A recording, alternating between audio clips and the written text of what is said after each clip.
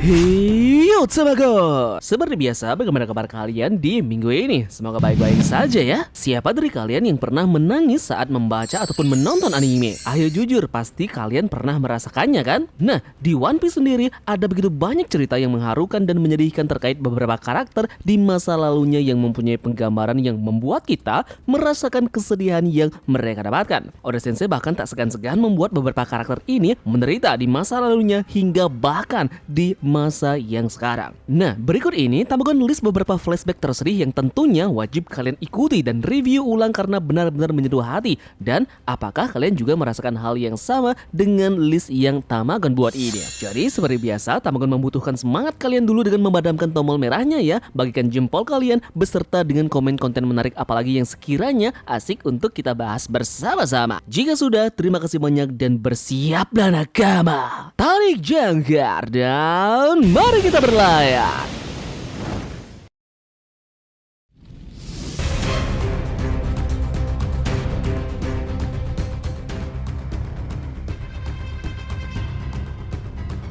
Oke, untuk list yang pertama, Tamagon punya cerita masa lalu kelam dari karakter Vince Smoke Sanji. Sebelum menjadi seorang koki di kru bajak letupi jerami, dia adalah seorang koki di restoran terapung yang bernama Barati. Ternyata Sanji memiliki masa lalu yang menyedihkan. Sanji dibully oleh saudara-saudaranya karena cita-citanya yang ingin menjadi seorang koki, sedangkan saudaranya yang lebih bercita-cita untuk menguasai dunia dan ingin menjadikan diri mereka terkenal. Nah, dengan cita-citanya tersebut, bahkan Sanji harus dikurung di ruang bawah tanah oleh ayahnya. Ayahnya juga mengatakan bahwa Sanji adalah sebuah aib keluarga dan seorang Vince Smoke yang gagal. Satu-satunya hal yang menenangkannya adalah memasak dan juga ibunya. Namun sayangnya ibunya meninggal setelah dia meminum obat. Sanji kemudian kabur dari keluarganya dengan bantuan dari sang kakak yakni Vince Smoke Reijo.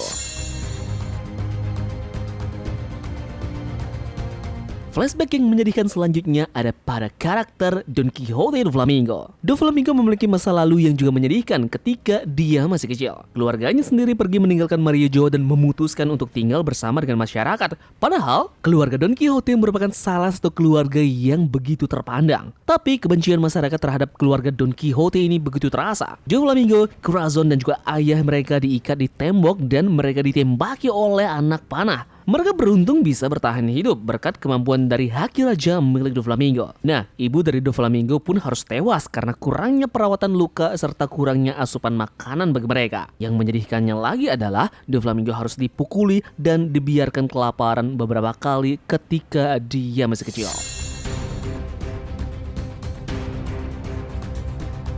Masa lalu yang bikin nyesek selanjutnya adalah Boa Hancock dan juga saudaranya. Boa Hancock adalah pemimpin dari Amazon Lily, tetapi ketika dia masih kecil, Hancock dan adik-adiknya pernah menjadi budak bagi para bangsawan di Maria Joa. Mereka diberikan buah iblis untuk menjadi hiburan bagi para kaum bangsawan dunia di sana. Beruntungnya, mereka kemudian ditemukan dan diselamatkan oleh salah satu manusia ikan bernama Visor Tiger. Dengan keberaniannya, Visor Tiger dan pasukannya pergi ke Maria Joa untuk menyerbu wilayah tersebut dan menyerang para kaum bangsawan. Nah, selain itu, dia juga membebaskan seluruh tawanan yang ada di sana. Visor Tiger kemudian menutupi tanda yang ada pada tubuh setiap budak, termasuk Boa Hancock, dengan tanda bajak laut matahari. Hancock sendiri menganggap hal tersebut sebagai aib dan juga penderitaannya seumur hidup.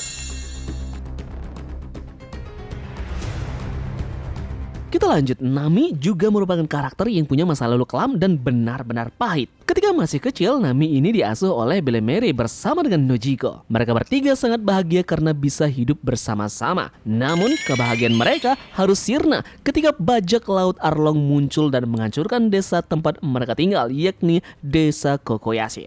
Arlong dan kelompok bajak lautnya mengancam akan menghabisi siapapun yang menolak untuk membayar mereka. Belemere yang pada saat itu hanya memiliki uang ataupun dana yang cukup untuk kedua anaknya saja, akhirnya dibunuh oleh Arlong. Nami kemudian direkrut dan dipaksa oleh Arlong untuk membuat peta dan mengumpulkan harta karun. Lanjut ke Wano Kuni. Di sana ada karakter yang tragis bernama Kozuki Oden. Dia adalah samurai terhebat yang berasal dari Wano Kuni, yang dianggap tidak terkendali dan juga aneh. Oden sebenarnya adalah samurai yang luar biasa dengan keinginan yang kuat untuk menjelajahi dunia. Namun sebelum memulai petualangannya, Oden memperbaiki sendiri wilayah Kuri yang tanpa hukum. Dia mendapatkan rasa hormat dan kegaguman dari banyak orang. Banyak dari orang di sana pun menjadi pengikutnya. Oden berpergian tidak hanya dengan Shirohige, tetapi juga dengan Roger. Nah, ketika dia kembali ke Wano, dia pun ditipu dan dipermalukan oleh Orochi dan juga Kaido. Namun, Oden menerima semua hinaan tersebut karena menurutnya itu akan membantu rakyatnya. Kemudian ketika dia mengetahui kebenaran dari semuanya, Oden melawan Kaido dan akan mengalahkannya jika bukan karena permainan curang dari Higurashi. Kaido menghukum Oden dan para pengikutnya untuk direbus hidup-hidup. Namun pada saat itu Oden masih memiliki sisa api di dalam dirinya. Pada saat hukuman, dia meminta para pengikutnya untuk menutup tutupnya sementara dia berdiri di dalam minyak yang mendidih. Kita lanjut ke karakter Brook. Brook pernah berlayar bersama dengan bajak laut Rumar dalam waktu yang cukup lama. Nah, sayangnya mereka berakhir ketika kru lain menyerang dan meracuni seluruh kru bajak laut dari Brook. Brook dan anggota krunya menggunakan kesempatan itu untuk memainkan satu lagu terakhir mereka. Nah, saat mereka terus bernyanyi, satu persatu mereka menyerah pada racun sampai hanya Brook yang tersisa. Dia juga mati, namun buah iblisnya menghidupkannya kembali. Dia benar-benar terpukul melihat teman-temannya sudah tewas di sana. Namun dia tidak punya pilihan lain selain berlayar di kapal sendirian selama beberapa dekade. Segalanya menjadi lebih buruk baginya setelah dia mendarat di Thriller Bark. Bayangannya dicuri, dia tidak berdaya dan dia tidak bisa melakukan apapun untuk mengambilnya kembali. Kemudian hal itu pun berubah ketika bertemu dengan bajak laut tepi jerami yang membantunya.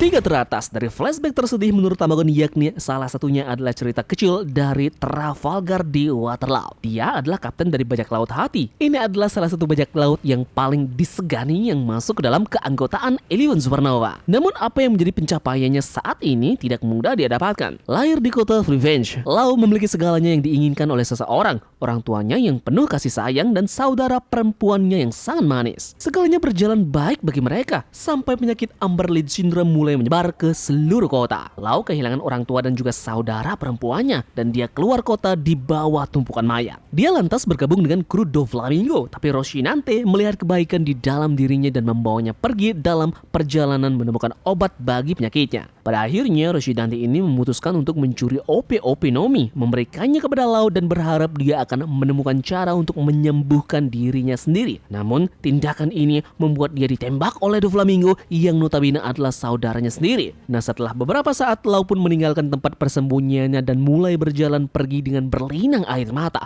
melepaskan kesedihan untuk meninggalkan sang penyelamat Roshinante.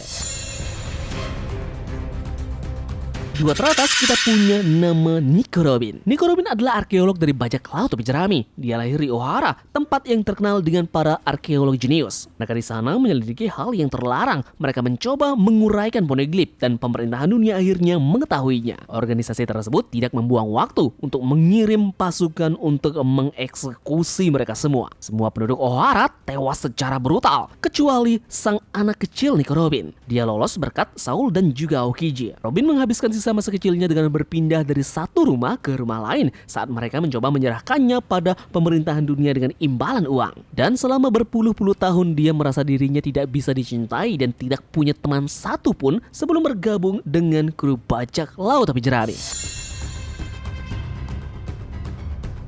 Dan tentu saja flashback yang paling menyakitkan dan menyayat hati tidak bisa dipungkiri, kisah hidup dari Bartholomew Kuma. Semua orang pasti menaruh respect kepada karakter ini selepas mengetahui masa lalunya yang terungkap di Arc Egghead. Sejak masa kecil, Kuma tidak tahu apa-apa selain rasa sakit dan juga kesengsaraan. Dia menjadi budak dan dipaksa ikut permainan mengerikan berburuan manusia. Jika dia akhirnya menemukan seseorang yang mencintainya, naga langit malah melakukan hal yang mengerikan dengan menculiknya, menikahinya, serta membuat kekasih tercintanya mendapatkan penyakit yang mematikan. Kuma kemudian menemukan Bonnie dan dia membesarkannya seperti putrinya sendiri. Bonnie pun menunjukkan tanda-tanda penyakit yang tidak dapat disembuhkan, sama seperti ibunya. Kuma lantas berpergian kemana-mana dengan harapan menemukan obatnya. Dan ketika dia akhirnya menemukan obatnya, dia kemudian harus mengorbankan rasa kemanusiaannya yang dia jadikan taruhan terhadap obat dari penyakit anaknya. Dia membantu orang miskin dan membutuhkan, kemudian membuat tubuhnya sendiri mengalami kesakitan yang luar biasa. Jadi bisa dibilang kalau latar belakang dari Kuma adalah yang terbaik sampai saat ini di manga One Piece. Yup, jadi itulah beberapa flashback yang menurut Tamagon menyayat hati sekaligus memilukan. Mungkin dari kalian punya pendapat lain. Silahkan tulis list pendapat kalian di kolom komentar ya. Terima kasih dari kalian yang sudah mau ikut berlayar bersama-sama Tamagon hari ini. Sampai jumpa di konten selanjutnya. Sekian dari Tamagon dan turunkan jangkar. Mari kita berlabuh.